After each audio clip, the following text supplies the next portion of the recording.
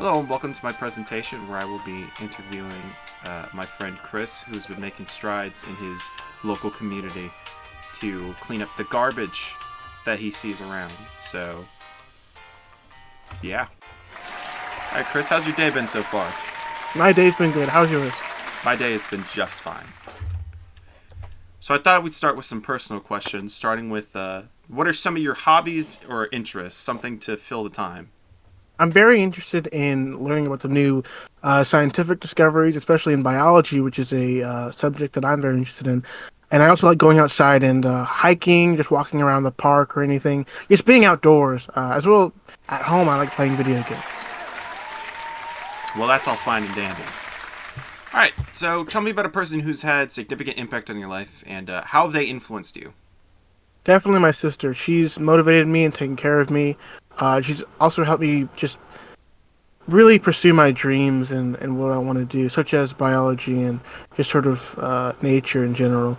If it weren't for her, I wouldn't have the confidence to be able to pursue something like that. And it just feels great having her watch my back.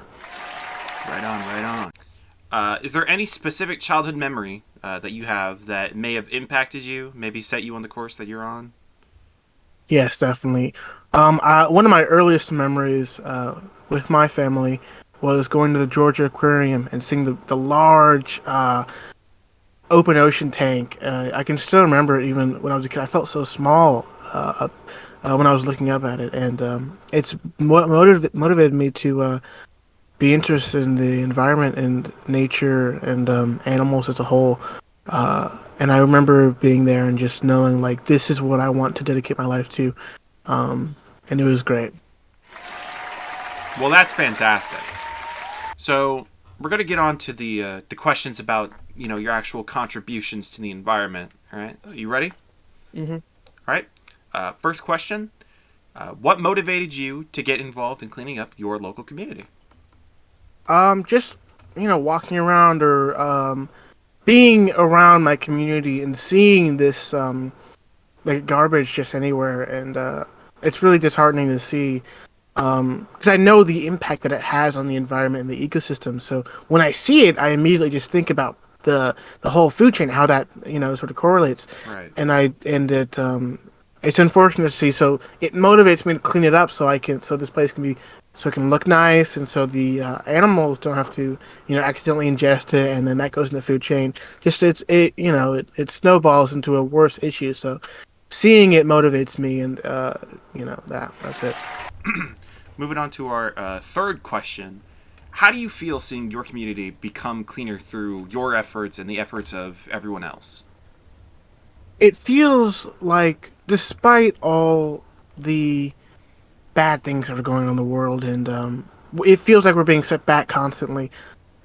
Just seeing that we make a dent in any, even if it's a small dent, seeing that we make any change that's positive is just, it motivates me. It feels great. Knowing that I can go out to the local park, look at the local river, stream, and just it's nice and crystal clean.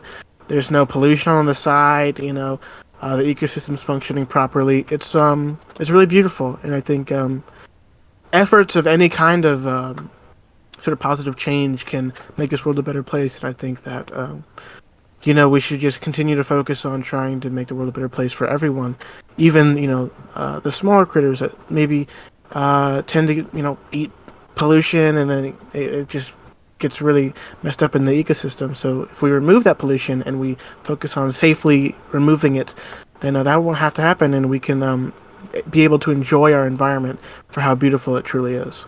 Right, because every little thing is important, no matter how small the difference it may seem at the time. It could be the biggest thing in the world to someone else.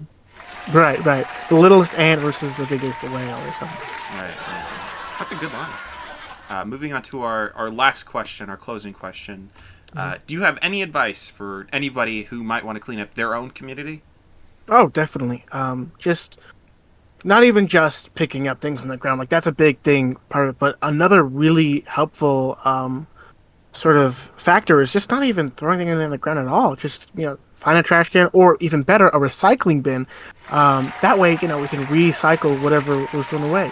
Because it's so easy to just toss something, but if you know how important that is, to not do that, you should really hold on to it until you can find a trash can, some kind of place to put it. Also, educating yourself on the environment, knowing what's toxic and dangerous, and what's safe to recycle or safe to throw away.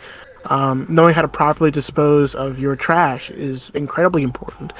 That lack of education causes people to just toss things wherever they want, and if that's the case, then things are just going to pile up, and the world's going to look like a big garbage pile, which is not what we want. So No, we it's must be educated, and we have to know where to put our stuff. So you just got to take care of the environment, and it'll take care of us. very insightful. Very insightful. All right. Well, thanks for being my interviewee today. It's been really insightful and interesting, and I learned a lot today, and I might even go out and do stuff for my own community the way you have, because you really inspired me today. So, Thank you so much, Jimmy Fallon, and I hope you actually do it instead of saying you will, or else my buddy here will come after you in your sleep. all right. Well, I hope you enjoyed the interview with Chris. I know I surely did, and I didn't really understand that last part about Jimmy Fallon and the Goomba, but whatever floats his boat was interesting for me. So thank you for partaking in the watching of this video.